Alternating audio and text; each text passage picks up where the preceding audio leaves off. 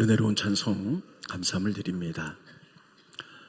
11월은 날에 당회가 있기 때문에 굉장히 바쁘고 복잡한 달입니다. 지난주에 기획위원회에 저희가 의논된 것을 서기가 공천에서 잠깐 말씀드렸는데 짧은 시간에 이야기하다 보니까 충분히 설명이 안 돼서 제가 다시 한번 충분히 설명을 하고 설교를 하도록 하겠습니다. 기획위원회 장로님들은 9월이 되면 기도가 시작됩니다. 내년에 어떤 임원들을 세울 것인가 기도하고 모이고 회의하고 이런 일들을 계속합니다. 그런데 오늘 당회 때는 권사티오가 하나도 없어요. 장로님은 이번에 뽑지 않기로 했고요. 권사티오가 하나도 없어요. 그런데 그동안에 저희 교회 31년 역사상 정말 열심히 분들이 상당히 많습니다. 근데 그분들을 어떻게 할 것인가 생각을 해보니 그동안 저희 교회 감사하게도 외부에서 권사님들이 많이 이렇게 들어오셨어요. 그래서 당회를 이렇게 보니까는 외부에서 들어오신 권사님 60세 이하를 얘기하는 겁니다. 14분이 됐어요. 그래서 어떻게 할까 기도하다가 이분들을 서류만 조금 빼놓자. 그래서 외부에서 오신 권사님들은 서류 밑으로 그냥 좀 분류를 해놓습니다. 그거는 그냥 서류만의 이야기예요. 그다음 모든 똑같이 대우할 거고요. 우리 권사님 가운데서 열심히 또 헌신하면 장로님까지 이미 되신 분도 계시고 다 그렇게 될 것입니다. 그래서 우리 교회에 오래되고 헌신된 분들을 권사로 14명의 티오를 뽑자 이렇게 돼 있습니다. 근데 조사를 해봤어요. 그랬더니 60세 이하로 90몇 명이 되는 거예요. 이걸 다 뽑을 수는 없죠. 그래서 이제 가장 합당한 분들을 제가 서류를 보면서 뽑았는데 한 50명 정도 되는 거예요. 그러니 50명을 세울 수는 없잖아요. 우리 교회에서 이걸 어떻게 할까 기도하다가 원칙이 있잖아요. 그래서 원칙대로 하자. 올해는 이렇게 넘어갑니다. 그래서 매년 50세 이상으로 뽑기로 우리가 결정이 됐고요. 그 다음에 온전한 11조, 그 다음에 성경 공부 3개 이상, 그리고 예배, 그리고 헌신도를 보는데 올해는 너무 많은 거예요. 그래서 15년 이상 된 분들만 우선권을 주자. 그래서 15년 이상 된 분들을 50세 이상으로 뽑아보니까 한 50명 정도 됩니다. 그래서 이분들을 어떻게 할 수가 없는 거예요. 다 세울 수는 없고. 그래서 정확한 기준으로 하기로 결정이 됐습니다. 가운데는요, 제가 그러니까 저만 봐요. 제가 그 서류를 쭉 보는데 참 안타까운 분들이 계세요. 다 갖췄는데 11조를 온전하게 못하는 분, 누가 봐도 그런 분이 계세요. 제가 생각하기에 얼마나 힘드시면, 생활이 힘드시면 이렇게 하셨을까 이런 생각도 듭니다. 그런데 저는 그동안에는 11조를 하는지 안 하는지만 보지 그 사람이 얼마를 하는지는 안 봅니다. 왜냐하면 혹시 돈으로 사람들 평가할까 봐. 근데 이번에는 할 수 없이 보는 거예요. 봤는데 참 안타까운 분에게서 헌신도 많이 하고 하는데 정말 생활이 어렵고 힘들어서 11조를 온전히 못하는 분 누가 봐도 이런 분들이 계세요. 그런 분들은 어떻게 할 건가? 근데 그것을 엄격하게 하지 않으면 문제가 생길 것 같아서 그런 분들은 권면을 할 거예요. 그래서 1년 동안 온전하게 하십시오. 그리고 그 후에 직분을 드릴 수 있도록 우선순위를 드리겠습니다. 이렇게 할 거예요. 또 어떤 분은요 다 갖췄어요. 근데 멀리서 오세요. 서울에서 멀리서 오시는데 성경 공부를 2개밖에 안 하셨어요. 3개 해야 되는데 참 이해가 가요. 직장 다니고 사업하고 다 학교 오셨는데 주일날 오시는 것도 너무 감사하죠. 근데 그것도 또 그렇다고 또 이렇게 기준을 이렇게 하면 이것도 또 어긋나죠. 그래서 그분들한테도 권면할 거예요. 아무리 어려우셔도 내년 1년 동안에 하나를 더 공부하십시오. 그래서 그 다음에 우선순위를 드리겠습니다. 이렇게 정확한 기준으로 하지 않으면 문제가 생길 것 같아요. 그렇게 해서 이제 여러분들 스스로가 공고가 나갔기 때문에 다 아실 거예요. 내가 기준이 되나 안 되나. 그런 기준이 되는 분들은 서류를 사무실에 해서 내시기 바랍니다. 제 생각 같아서는 교회가 더 크면 다 드렸으면 좋겠어요. 근데 상황이 이럴 수밖에 없기 때문에 여러분들이 잘 이해를 해 주시고요. 그리고 권사는 일하라는 권사님이 있어요. 그래서 권사 직분 받고 나 정말 열심히 일하겠다 하는 분들이 조건에 해당하시면서 그런 분들이 서류를 내시면 됩니다. 그런데 작년부터 우리가 규정이 있죠. 신천 남자 권사가 되실 분들은 1년 동안 교회 청소를 훈련을 하는 거고, 여자분들은 주방에서 일하셔야 됩니다. 그리고 외에도 내가 여러 가지 헌신하겠다는 분들은 다 주시면 우리가 그것을 심사를 하고 저하고 면담하고, 근데 교육위원회에서 다 추려가지고, 그리고 당회 날 이걸 어떻게 할 건가 통과한 다음에 한 분 한 분 투표해서 권사를 뽑아내도록 하겠습니다. 이렇게 돼 있는 거니까요. 혹시 여러분 가운데는 아무리 좋은 기준을 한다 할지라도 섭섭한 분들이 있을 수 있습니다. 교회가 상황이 이러니까 교회로서도 최선을 다하기 때문에 여러분 잘 기도하시고 또 협조해 주시기를 바랍니다.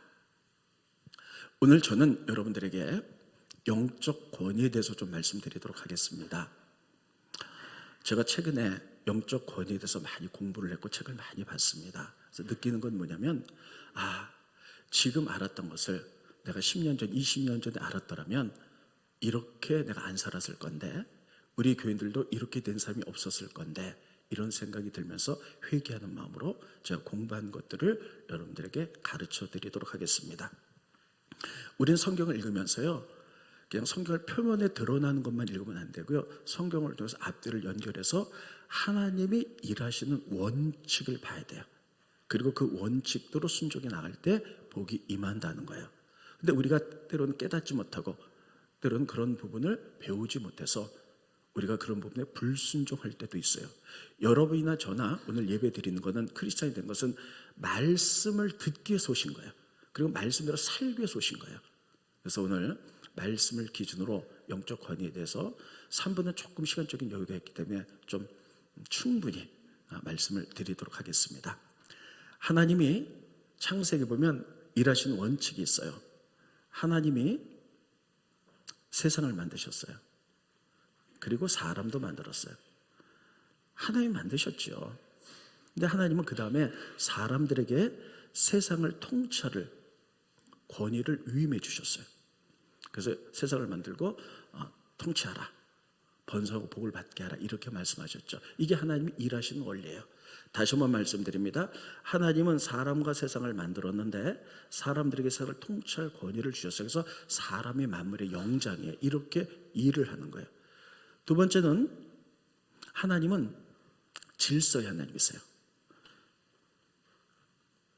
그래서 창세기에 보면 세상 모든 것이 공허하고 무질서했을 때 하나님 말씀으로 다 만드셨는데 빛이 있으라, 빛이 있었고 바다와 육지가 갈라지면 모든 게 질서 있게 만들어 주셨어요.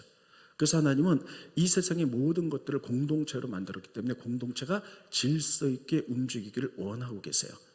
그래서 하나님 그리고 모든 사람들과 공동체죠. 사람은 공동체예요. 가족이란 공동체, 직장이란 공동체, 교회도 역시 다 공동체입니다. 교회 내에서 성가대 공동체, 사회봉사부 공동체, 권사 공동체, 집사, 소경 다 공동체가 있죠. 그런데 이 공동체를 질서 있게 세워나가기 위하여 중간에 권위자를 두셔서 이걸 위임 권위자라 그럽니다. 이 두신 이유는 뭐냐면 이 공동체 모든 사람들을 세우기 위함이라. 그래서 이들이 그 직분을 잘 감당해 나갈 때 이들이 믿음에 성장하고 평강을 누리고 그리고 하나님의 형상으로 잘 자라게 만들기 위하여 질서 있게 하기 위해서 하나님은 위임 권위자를 두셨어요. 스크린 보실까요? 고린도서 10장 8절. 고린도서 몇 장 몇 절? 몇 장 몇 절? 제가 강조하는 것은 꼭 중요하기 때문에 외우라고 말씀하는 거예요. 주께서 주신 권위는 너희를 무너뜨리려고 하신 것이 아니요 세우려 하신 것이니. 하나님이 권위를 주신 목적은 권위자로 하여금 밑에 있는 사람들을 믿음과 세우게 하기 위함이다. 그런데 그것을 무너뜨리는 사람이 있어서는 안 돼요. 아니 내가 이에 대해서 지나치게 자랑한다, 아무리 말해도 이거는 괜찮은 것이다, 이런 뜻입니다. 그런데 여러분 위임 권위자들은 굉장히 많습니다. 여러분들도 위임 권위자고요, 여러분들은 남의 밑에 있는 사람이 돼요. 예를 들면 질서 있게 만들어서 부모님들, 자녀들의 위임 권위자죠. 그래서 자녀들이 믿음 가운데 잘 자라도록 하는 형상이 드러나도록 해야 되는 거예요. 두 번째, 위정자들, 나라의 대통령과 그리고 위정자들이 하나님께 권위를 위임받았어요. 그래서 백성들이 편안하고 잘 살아갈 수 있도록 만드는 게 위정자의 역할이에요. 교회에서는 오늘 교회 국한에서 보겠습니다. 교회는 목사 그리고 장로님들이 위임 권위자들이에요. 그래서 질서를 잘 만들어 나가서 이 교회가 편안하고 교인들이 믿음 성장할 수 있도록 만들어 나가는 게 위임 권위자들이 해야 될 일들입니다. 여러분 이렇게 했는데 만약에 위임 권위자들이 없다고 생각해 보세요. 가정에 부모가 없다고 생각해 보세요. 그 가정이 굉장히 힘들 거예요. 나라에 위정자들이 없다고 생각해 보세요. 나라가 무질서해질 겁니다. 교회 목회자와 장로가 없이 그냥 이렇게 모였다고 생각해 보세요. 굉장히 무질서해질 거예요. 그래서 하나님은 하나님이 만든 모든 공동체와 세상을 질서 있게 잘 성장시키기 위해서 위임 권위자를 두셨다는 사실이에요. 그런데 권위자의 권위는 어떤 것인가 하는 거예요. 여기서부터 문제가 생깁니다. 권위는 따르겠습니다. 책임이다. 따르겠습니다. 책임이 권위예요. 근데 이것을 특권으로 보는 사람이 있어요. 이거는 권위주의입니다. 책임이에요. 그리고 섬김입니다. 이게 하나님이 권위자에게 주신 권위예요. 따르겠습니다. 책임, 섬김. 이래야 돼요. 그래서 책임지는 거예요. 예를 들면 저는 담임 목사로서 하늘비전교회에 1000여 명의 성도들이 있어요. 그들이 영적으로 잘 성장하도록 섬기고 책임지는 거예요. 이게 하나님 주신 권위인데 그걸 특권으로 그다음에 많은 사람들이 여겼어요. 그래서 권위주의. 그래서 명령하고 그리고 군림하고 모든 것이 하나님 말씀에 일하는 기준이 아니라 자기 기준으로 생각하고 판단해가지고 그 밑에 있는 많은 사람이 어려움과 고통을 당하는 경우가 굉장히 많았다는 거예요. 그래서 우리가 첫 번째 하나님 일하는 원칙 중에 첫 번째는 권위는 책임과 섬김이라는 거예요. 따르겠습니다. 권위는 책임과 섬김이다. 이거 가슴속에 새겨두셔야 돼요. 죄송합니다. 우리 성가대 제가 가까이 있어서 성가대장님 계시죠? 성가대장님이 여기에 권위자세요. 그러면 성가대장님이면 성가대가 잘 성장해 나갈 수 있도록 편안하도록 책임을 지는 거예요. 그리고 섬겨 나가는 거예요. 이게 권위지요. 나 성가대장이야. 죄송합니다. 그럴 일 절대 없지만 성가대가 내 말대로 내 기분대로 막 이거는 아니라는 거예요. 그래서 참된 권위는 우산으로 제가 많이 표현합니다. 이게 우산이에요. 비가 내립니다. 그런데 우산 밖에 있는 사람들은 비에 젖어요. 그래서 감기가 걸릴 수밖에 없어요. 그러나 우산 안에 있는 사람들은 비가 와도 젖지 않죠. 그리고 보호를 받을 수가 있어요. 그래서 올바른 권위 밑에 있는 사람들은 행복한 거예요. 그래서 권위자가 책임을 지고 섬기고 나가면 그 밑에 권위 있는 모든 사람들은 첫째, 믿음이 성장하도록 돼 있어요. 그리고 영적 성장하도록 돼 있고요. 그리고 행복해. 그리고 편안해. 그리고 모임이 기뻐. 이렇게 돼야 돼요. 그러면 제가 각각 물어보겠습니다. 여러분들이 권위자인 분들이 계세요. 속장님, 인도자님들. 그럼 밑에 있는 속도들이 특별히 속장 인도자님들이 잘 책임지고 잘 가르치고 헌신하고 그래서 그들이 우리 속은 너무 좋아요. 우리 속에서 믿음이 성장했어요. 속회가 기다려져요. 행복해요. 편안해요. 하다면 권위를 잘 사용하신 거예요. 그런데 아무리 내가 잘한 것 같지만 내 밑에 있는 속도들이 저 속 좀 바꿔주세요. 우리 인도자님 너무 힘들어요. 뭐 이런 데든지 편안하지 못해요. 이렇다면요. 이 권위자는 권위를 잘못 사용한 거예요. 그래서 우리들은 이 부분을 반드시 그래서 그렇게 평가하셔야 되는 거예요. 자 그러면 이 권위는요. 따르겠습니다. 권위라는 체계를 통하여 축복이 온다. 여러분 성경은 우리가 축복받는 여러 가지 방법이 있습니다. 그러나 권위라는 체계를 통해서 하나님의 축복을 그렇게 흘려보내도록 그렇게 만드셨어요. 보세요. 하나님이 계시고 여기 공동체에 우리가 있어요. 그런데 여기 권위자가 있죠. 근데 권위자가 잘 풀어서 이 권위를 섬김과 그리고 책임으로 한다면 이 하나님의 축복의 권위가 흘러내리는 거예요. 그런데 권위자가 묶어버렸어요. 밑에 있는 사람과 묶어버리면 그 축복이 흘러오지가 않습니다. 굉장히 중요해요. 시편 133편에 그렇게 쓰고 있어요. 스크린 보십니다. 133편 1절부터 보면 보라 형제가 연합하여 동거함이 어찌 그리 선하고 아름다운 것. 형제가 연합하여 동거한다는 공동체예요. 교회 공동체가 어찌 그렇게 아름다운 것. 하나님이 축복의 기름을 부으신데 머리에 있는 보배로운 기름이 수염 아론의 수염에 흘러서 그의 옷깃까지 내린 같고, 하나님의 축복의 기름 부음은 제사장 건의자를 통하여 머리부터 수염까지 옷자락까지 쭉 이렇게 내려간다. 축복의 통로 이렇게 내려가도록 돼 있어요. 그리고 헐몬의 이슬이 시온의 산들에 내린 같도다.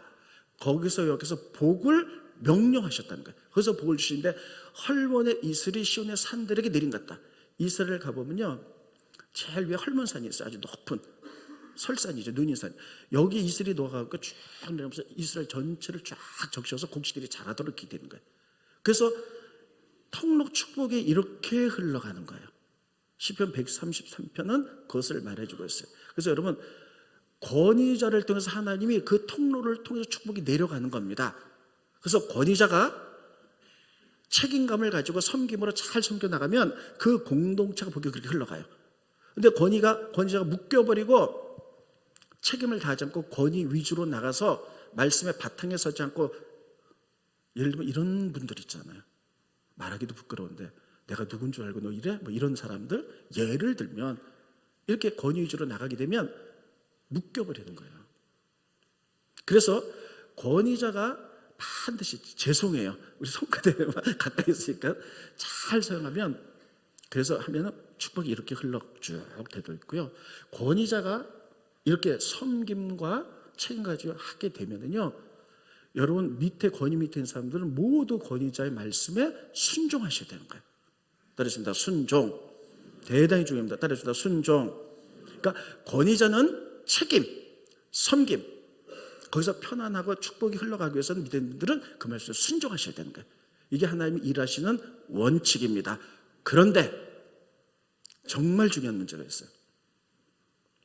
권위자가 권위를 잘못 사용하는 경우, 권위자가 잘못하는 경우 있지요. 많은 분들이 살면서 권위자에게 다 상처를 받아요. 교회에서는 때로는 목회자에게, 속회에서는 속장과 인도자에게, 학교에서는 선생님에게, 가정에서는 부모에게 때로는 많은 상처들을 받습니다. 그래서 권위자면 일단 거부감부터 들어요. 근데 여러분, 권위는 너무 좋은 거예요. 그 밑에서 축복을 받으라고 하나님 질서있게 만든 거예요. 그러면 권위자가 잘못했을 때 우리는 어떻게 해야 될까? 어떻게 해야 될까? 목회자가 잘못했을 때, 속장 인도자가 잘못했을 때, 어떤 부서에서 장이 잘못했을 때 어떻게 해야 될까? 말씀에 기반에 하지 않았을 때 어떻게 해야 될까? 대부분 사람들이 뒤에서 비난합니다. 잘 들으세요. 이때 우리의 반응이 어떠냐에 따라서 축복과 저주가 갈린다는 사실이에요. 저는 여러분과 제가 정말 축복받길 바라요. 하나님 믿고 복 받아야 되죠. 하나님 믿고 우리가 심판을 받고 있게 되면 안 되잖아요. 근데 성경은요, 이거 몰라가지고 어려움을 당하는 경우가 있다라고 계속 가르쳐주고 계세요. 그래서 권위자가 잘못했을 때 첫째 달려있습니다. 호소. 첫째는 기도해야 되고요. 하나님, 저 권위자가 권위를 잘못 사용했으니까 바꾸도록 해주세요. 기도해야 되고, 두 번째는 호소해야 돼요. 호소라는 말이 제가 좀 마음에 들진 않는데 다른 어떤 단어를 생각이 안 나요. 호소는 뭐냐면 그 권위자에 가서 얘기하는 거예요. 이만저만해서 이런데 제가 이래서 상처도 받고 이건 좀 잘못된 거 아닙니까?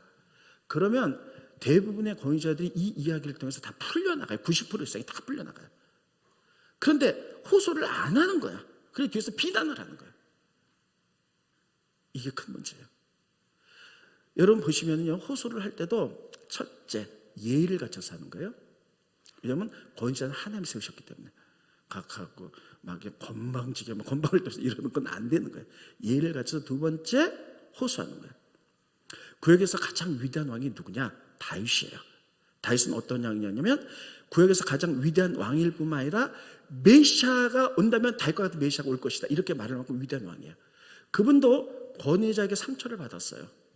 그때 그가 했던 것은 권위자에게 예의를 갖춰서 호소했던 거예요. 이런 하나님의 일하신 섭리를 알았기 때문에 다윗이 위대한 왕이에요. 사울 왕이 다윗을 죽이려고 했어요. 그래서 다윗은 도망 다니죠. 그런데 어떤 굴에 숨었는데 사울이 잡으러 왔죠. 그래서 굴에 이렇게 들어가 있는데 사울이 거기다 용변을 보러 굴에 들어갔는데 앉아있으니까 깜깜하니까 다윗이 있는지 모르죠. 주변 사람들 다윗에게 귀합니다, 죽이십시오. 기름 부은 자 죽일 수 없다고 옷가닥만 자르지요. 그 사울이 나갔을 때 다윗이 거기서 이렇게 얘기합니다. 호소하는 거예요. 예의를 갖춰서 절을 하면서 왕이여, 내 아버지여, 당신 나를 죽이려 했는데 이유가 뭡니까? 나 잘못한 것이 없습니다. 거둬 주십시오. 그랬더니 그때 권위자가 다윗이 깨닫고 내가 잘못했다 하고 나중에 또 실수할 망정 그렇게 하고 돌아가요. 그래서 문제가 거기서 많이 해결이 되는 거예요. 스크린 보십니다. 사무엘상 24장 8절에 보면 그 후에 다윗도 일어나 굴에서 나가 사울의 뒤에서 외쳐 이르되 내 주 왕이여 하매 사울이 돌아보는지라 다윗이 땅에 엎드려 절하고 예의를 갖췄어요. 그러면서 호소하는 거죠. 스크린 보십니다. 내 아버지여 보소서, 내 손에 있는 왕의 옷자락을 보소서. 내가 왕을 죽이지 아니하고 겉옷 자랑만 베었은즉 내 손에 악이나 죄가가 없는 줄 오늘 아시나이다. 왕은 내 생명을 찾아 해하려 하시나 난 왕에게 범죄한 것이 없는데 왜 그렇게 하십니까? 호소하는 거예요. 막 건방 떨면서 너 왜 나 죽이려고 그래? 왕이면 다 이렇게 하지 않았어요. 만약에 그가 호소하지 않고 비난하다가 이건 정당방위야, 그를 죽였다고 생각했어요. 그는 왕이 될 수 있었을 거예요. 그러면 성경에 뭐라고 기록되어 있을 거냐면 이렇게 했을 거예요. 그는 자기 위에는 왕을 죽이고 왕이 된 사람이다, 그렇게 대대로 기록됐을 거예요.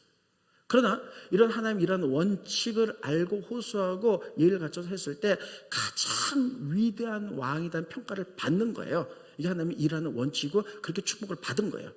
그런데 대부분의 삶이 이렇게 하지 않습니다. 뒤에서 비난해요. 그러다가 하나님 앞에 하나님이 세운 권위자를 네가 왜 비난하느냐, 이것은 하나님을 비난하는 것이다. 그래갖고 전부 다 어려움을 당합니다. 그것이 오늘 본문의 말씀 미리암에 관한 이야기입니다. 오늘 본 말씀을 자세히 보면 이렇게 되어 있습니다. 모세가 굿스 여인과 결혼해요. 이유가 있었겠죠. 근데 이것은 하나님 보시기에 잘못이었어요. 왜냐하면 이방인과 결혼하지 말라 그랬는데 굿스 여인은 바로 흑인이었어요. 그러니까 한 잘못이잖아요. 그랬더니 그것을 가지고 미리암과 그의 누이 미리암이죠. 미리암과 아론이 하나님 뜻 따르려면 어떻게 돼요? 호소해야 돼요. 기도하면서 호소해가지고 왕이여, 이건 하나님, 모세 이건 하나님 보시기에 잘못입니다 하면 모세가 뭐 어쩌고 저쩌고 해결이 됐을 거예요. 그런데 호소하지 않고 그가 했던 것은 뭐냐면 비난을 하는 거예요. 스크린 보십니다. 민수기 12장 1절에 보면 모세가 굿스 여자를 취하였더니 그 굿스를 취함으로 미리암과 아론이 모세를 비방하니라. 비방이란 말은 뭐냐면요, 원어를 보면 이렇게 되어 있어요. 수군수군 거리면서 그 이야기를 담 넘어까지 전했다, 이런 뜻이에요. 이거를 얼마든지 해결할 수 있는 하나님의 일하시는 방법이 있어요. 호수에서 여러분 모세가 그렇구나 하고 내가 잘못했다 회개한다 뭐 이렇게 끝날 수 있는 문제인데, 이것을 지금 비난하는데 담을 넘어서 모든 사람들에게, 그러면서 그가 했던 건 뭐냐면 이런 거예요. 당신이 하나님께 선지자로서 권위 받았어? 우리도 하나님께 권위가 있어? 이렇게 따지고 드는 거예요. 이렇게 따지고 드니까 하나님께서는 이걸 보면서 하나님이 세우신 자, 이 권위, 여기 대해서 이들을 책망하고 이게 이 미래에 뭐냐면 문둥병이 걸리는 거예요. 그런데 정말 중요한 것은 뭐냐면 하나님은 이 이야기를 통해서 우리에게 뭐를 얘기하려고 하냐는 거예요. 우리가 성경을 얼핏 읽으면 이런 생각이 들어요. 모세가 잘못했잖아. 비방받을 만하잖아. 그렇죠. 그런데 하나님 모세 잘못한 거에 대해서는 여러분 권위자가 잘못한 하나님 바로 책망하세요. 바로 책망하고 그 공동체를 위해서. 분명히 뭐 책망하고 뭐 이랬을 거예요. 근데 그 이야기는 성경에 안 나와요. 그래서 이 이야기를 통해서 하나님이 우리에게 가르쳐 주시고자 하는 핵심 뭐냐? 권위자가 잘못했을 때 권위 밑에 있는 사람이 어떻게 반응해야 되는지 요거를 가르쳐 주시는 거예요. 다시 한번 말씀드립니다.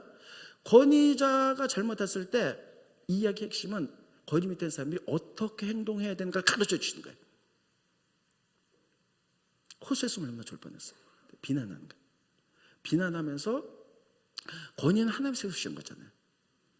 근데 그 권위를 실추시키고 너만 권위잖아, 우리도 권위자다 끌어내리려고 했고, 이것을 하나님이 악으로 보셨던 거예요.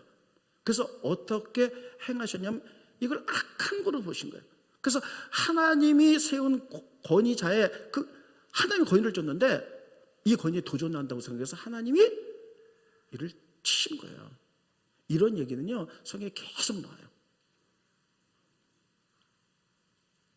노아 시대 보겠습니다. 노아는 의인이었죠. 그런데 노아가 술을 먹고 취해가지고 벌거벗고 집에서 잠이 들어요.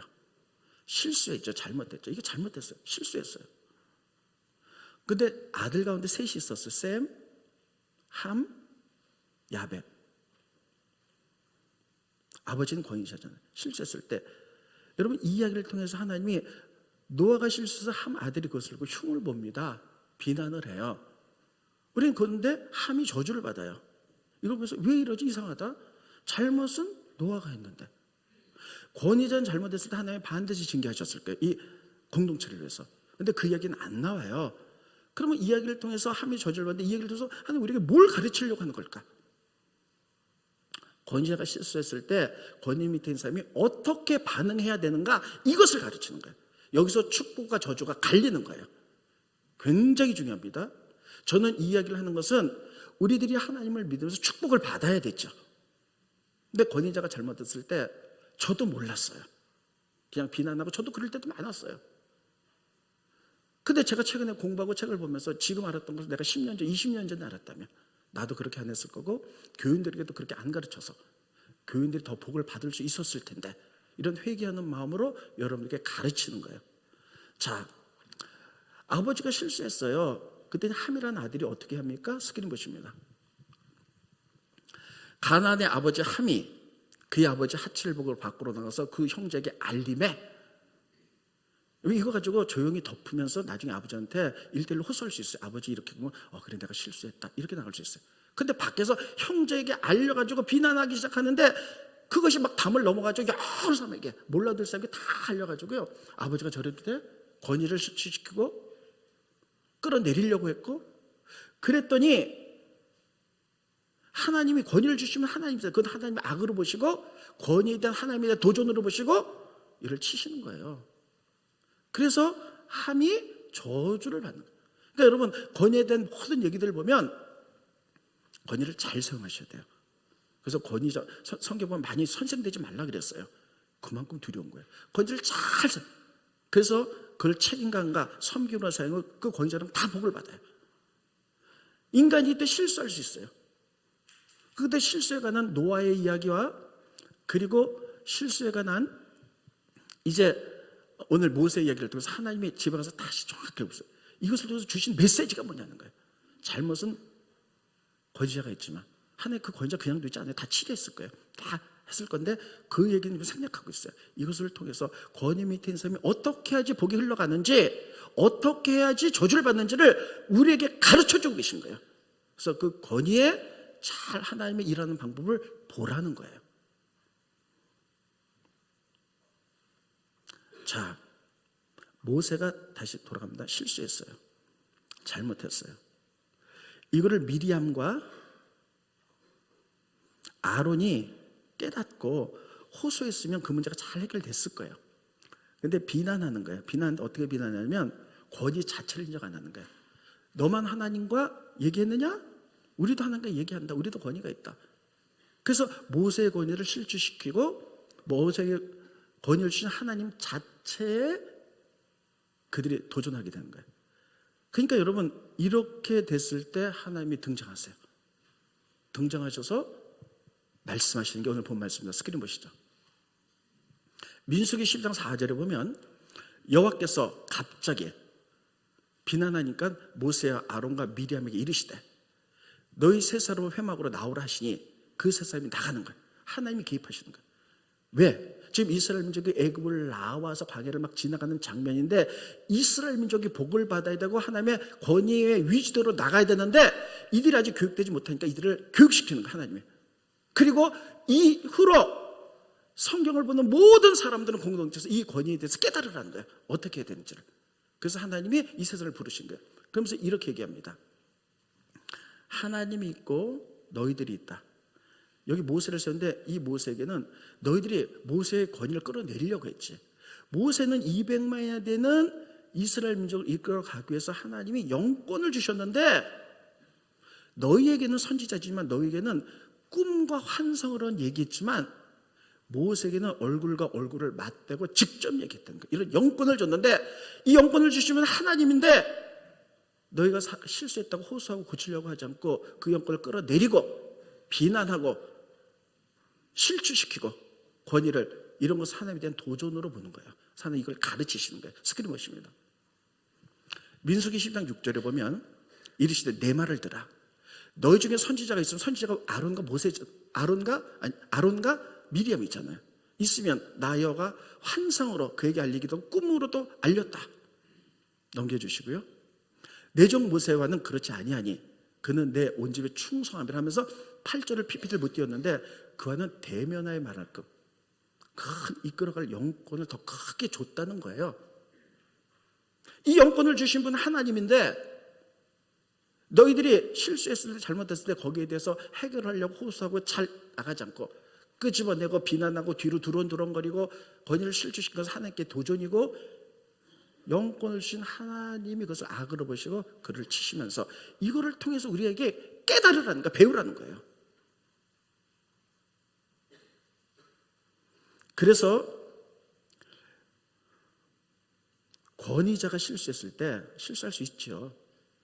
호소하느냐 권위를 실추시켜서 비난하고 그래서 그를 끄집어내려 하는 따라서 축복과 저주가 나뉘는 거예요.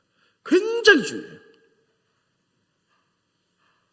지금은 교회들이 거의 다 수평이동해요. 우리 교회에서도 다른 데로 간 사람도 있고 많은 분들이 우리 교회 오세요. 많이 오세요. 근데 얘기를 나눠보면 대부분 그 교회 목사님이나 어떤 사람들하고 다 안 좋아서 그분들이 실수해서 견디다 못해서 왔다는 분들이 제법 많으세요. 근데 여러분 그걸 가지고 그러니까 제가 그랬잖아요. 지금 공부하고 알았던 것들을 그때 알았더라면 잘 그들에게 권면해서 더 복을 받게 했을 텐데 이제 깨달아서 이제 가르치는 거예요. 그때 했을 때 대부분의 사람들이요 목회자가 권위자가 잘못했으니까 비난해요. 그리고 뭐 싸우고 이러다가 와요. 저도 그게 당연한 줄 알았어요. 그런데 이 권위 문제를 하나님 일하시는 방법을 보니까요 호소했어야 돼야 돼.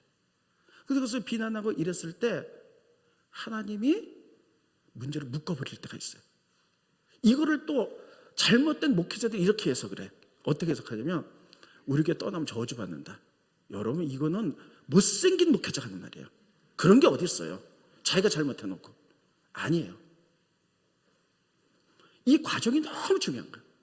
자, 과정을 가르쳐 드립니다. 근데 여러분들은 몰라갖고 혹시 거기에 분열을 일으키고 그리고 뭐 이렇게 했고 오신 분들이 되면 몰라서 그랬죠. 회개하시면 돼요. 그런데 이제는 이것을 마음에 새기고 이제 배워서 알잖아요. 여러분들이 섬기다가 다른 저기 이사 가셔서 그 교회 갔을 때도 이건 철칙에 마음에 새기셔야 돼요. 그래야만이 여러분께 복이 하나님께로부터 권위를 통해서 흘러내려오기 때문에 여러분 교회를 옮겨서 막 이랬는데 그 과정이 그래서 저 목사님이 교회 옮기면 저주받아서 저주받았나? 아니에요. 이 과정에 나도 몰라서 권위를 이렇게 했기 때문에 묶이는 경우가 있을 수 있어요. 그렇기 때문에 여러분들이 잘 이거를 마음속에 새기셔야 되는 거예요. 그래서 첫 번째 다시 들어갑니다. 권위자가 실수했을 때는 기도하면서 두 번째 호소해야 돼요. 그래서 권위자가 대부분의 문제가 여기서 다 풀려나가요. 그런데 호소했는데도 안 받아들인 경우가 있잖아요. 네가 뭔데 나한테 이래 막 뭐 이럴 수 있잖아요. 그렇죠? 안 받을 경우 어떻게 하냐? 더 큰 권위 호소하는 거예요. 예를 들면 죄송합니다. 성가대 그렇지 않지만 예를 들면 그러니까 성가대에서 무슨 문제가 있을 때 성가대장이 뭔가를 잘못했어요. 성가대장한테 호소를 해요. 그러면 그렇죠. 내가 잘못했죠. 잘할게요. 되는데 안 받아들여요. 그럼 어떻게 되냐? 더 큰 권위 성가대 위 예배부가 있잖아요. 예배부장 얘기하는 거예요. 거기서도 해결이 안 되면 목회자까지 오는 거예요. 이렇게 해서 권위가 이렇게 올라가는 거예요. 그런데도 이게 해결이 안 됐다. 그러면 네 번째 정말 중요한 겁니다. 이 고난을 통해서 하나님이 나에게 권위가 뭔지 가르치려고, 이걸 통해 연단 받고 정금처럼 나오려고 하나님이 나에게 이런 고난을 주신다고 믿음으로 받아들이는 겁니다. 다윗은 사울이 죽이려 할 때 수십 년의 고난을 믿음으로 받아들이면서 지나갔어요. 이게 권위를 배우는 시간들이었어요. 그러면서 오늘 이번 주 암송 말씀입니다. 스크린 보십니다. 너무나 중요한 말씀. 베드로전서 2장 19절. 부당하게 고난을 받아도 하나님을 생각함으로 슬픔을 참으면 이는 아름다운 거예요. 죄가 있어서 매를 맞고 참으면 무슨 칭찬이 있으리요. 그러나 선을 행함으로 고난을 받고, 나는 잘하느라고 했는데 권위자가 안 받으려서 그래서 내가 고난이 오면, 고난을 받고 참으면 이는 하나님께 아름다운 거예요. 연단의 시간이에요. 연단의 시간이고 믿음으로 정금같이 나오는 시간이에요. 이를 위하여 너희가 부르심을 받았으니, 따르겠습니다. 이를 위하여 너희가 부르심을 받았으니. 이런 고난과 연단을 통해서 우리가 부르심 받았던 거, 이걸 통해서 믿음이 정금처럼 나오는 거예요. 그리스도도 너희를 고난을 받으사. 예수님이 무슨 잘못이 있어요? 그러나 로마 군인들과 그리고 그 당시 제사장들의 권위에 의해서 애매하게 고난을 당했죠. 예수님을 범으로 고난을 받으사 본을 보이셨어요. 그래서 우리가 이 고난을 받아들이는 믿음으로 승화시키는 시간이 반드시 있어야 돼요. 이게 네 번째 단계입니다. 마지막 단계. 그래서 시간이 많이 지나고 내가 믿음이 정말 견고해지고 훈련의 기간이 끝났어요. 그런데도 여러분, 신앙생활은 행복해야 돼요. 스트레스 받으려고 교회 사람 누가 있어요? 교회 때 막 짜증나고 막 이런 사람 누가 있어요? 이 기간이 끝나는데도 불구하고 전혀 움직임이 없다. 그러면 따라했습니다. 피하자. 다시 피하자. 이건 성경의 얘기예요. 사울이 다윗을 죽이려고 막 그랬으니까요, 다윗은 피해 다녔어요. 그 나라에서도 못 피하다면 외국으로 방문해서 피해 다녔어요. 사울이 죽을 때까지. 그래서 여러분, 이게 원칙입니다. 여러분들의 권위자가 잘못했을 때 비난하시면 안 돼요. 여기서 축복과 저주가 갈리는 거예요. 왜냐하면 그 권위자가 잘못했다 할지도 권위를 세우신 분은 하나님 때, 하나님은 그것을 악으로, 하나님 때 도전으로 받아들이는 거예요. 그래서 미래를 다 가르치시잖아요. 그래서 기도하고 호소하고, 안 되면 더 큰 권위에 호소하고, 여기서도 문제가 안 되면 하나님이 애매의 고난을 당해도 이것은 아름다워, 하나님을 생각하고 참으면 아름답다 했으니 나의 믿음이 연단되는 시간으로 받아들이는 거예요. 그래서 쭉 받아들이고, 그러다가 시간이 좀 지나서 더 이상 한계가 오고, 그리고 더 이상 안 될 때는 스트레스 받으려고 교회 다니는 거죠. 그럴 때는 그 공동체를 떠나셔야 되는 거예요. 공동체를 떠나서 더 편안하고 내가 믿음이 성장할 수 있고 잘 자랄 수 있는 이런 곳으로 옮겨가는 거예요. 이게 성경이 말하는 영적 권위의 전체적인 내용입니다. 그렇다고 해서 조금 어렵다고 해서 뽀르르 옮겨가고 이런 건 아니에요. 이거는 경고망동한 거고. 이것 외에 더 있지만 그건 제가 다음에 시간 봐서 더 말씀을 드릴게요. 여러분, 이것을 통해서 우리가 깨달으셔야 돼요. 저도 회개하는 마음으로 말씀을 드리는 거예요. 아까도 얘기했잖아요. 지금 요새 제가 공부해서 알았던 것들을 10년 전, 20년 전 알았다면, 저도 예를 들면 우리 교회, 우리 집에 감리사도 있고 감독님도 있잖아요. 막 좀 비난하고 막 이랬어요. 잘못한 거에 대해서는. 그랬구나. 그래서 축복이 묶일 수 있었구나. 그래, 호소하고 기도하고 이런 방법이 있구나. 자, 첫째 뭐라고요? 둘째, 세 번째, 네 번째, 다섯 번째, 피하라. 막 그렇게 했는데도 권위자가 자기 잘못을 모르고 교회 떠나면 저주를 받아? 이거는 있을 수도 없는 얘기고 해서도 안 되는 얘기예요. 이건 정말 못생긴 목회자가 자기 욕심으로 한 말이고. 여러분, 평강과 행복과 믿음 성장하려고 교회 다니는 거잖아요. 스트레스 받아갖고 막 억지로 그러려고 다니는 거 아니잖아요. 이런 단계를 거치는 게 하나님이 일하시는 원리예요. 이걸 알아야지. 이거 모르고 그냥 권위자가 잘못했어, 마음에 아주 새기세요. 하나님의 축복을 받는 방법을 여러 가지 얘기했지만 이 중에 하나가 이거예요. 미리암, 모세, 그리고 노아 아들들 이야기를 또 하시고자 하는 핵심이 뭐냐? 권위자가 실수했지만 그들이 어떻게 반영했다서 저주와 축복이 나뉘는 거예요. 그래서 여러분 마음속에 새기시기 바라요. 그리고 몰라서 그랬던 회개하시면 돼요. 그러니까 이제 배우셨기 때문에 앞으로 모든 일들은 우리 교회뿐만 아니라 저기 여러분 이사가서 다른 교회 가셔서도 마음속에 꼭 철칙으로 새기세요. 왜냐하면 축복받기 위해서 교회 다니는 거잖아요. 그렇죠? 믿음 성장을 위해서 교회 다니는 거잖아요. 이것을 잘 해서 여러분과 제가, 저도 누구 밑에 있는 사람이고 누구 위에 있는 사람이에요. 여러분들도 가정에서는 권위자고 또 회사나 직장 공동체는 권위 밑에 있는 사람들이에요. 이걸 잘 사용하셔서 하나님이 일하는 원칙을 배우셔서 그대로 순종하여 복을 받는 여러분들이 되시기를 예수님의 이름으로 축원드리겠습니다. 이 시간 이후로 원래는 찬송하고 통성 기도해야 되겠지만 이 시간 이후로 행사가 많아갖고 좀 일이 많아갖고 오늘은 기도하고 마치겠습니다. 기도하겠습니다. 고마우신 주님, 은혜를 감사함을 드립니다. 오늘 영적 권위에 대해서 말씀을 들었습니다. 권위는 책임감과 섬김인 줄 압니다. 그런데 그것을 특권으로 생각해서 그동안에 많은 우리나라의 실수들이 있었습니다. 하나님이라는 원칙을 깨닫게 하시고, 특별히 권위자가 하나님이 세웠기 때문에 실수할 경우 우리들이 기도하고 호소할 수 있도록 도와주시고, 또 아버지 우리가 더 큰 권위에 또 호소하며 때로는 그것이 고쳐지지 않을 때 하나님이 나에게 연단의 시간을 깨닫고 정금처럼 나오는 시간이요, 그것이 지나고 난 후에 우리들이 정말 힘들고 어려운 시간이 있다면 피해가는 이런 방법 하나님이 성경을 통해서 우리에게 가르쳐 주셨습니다. 그것이 복받는 길인 줄 깨닫게 하시고, 하나님 우리들이 그 원칙대로 살아갈 수 있도록 도와주시옵소서.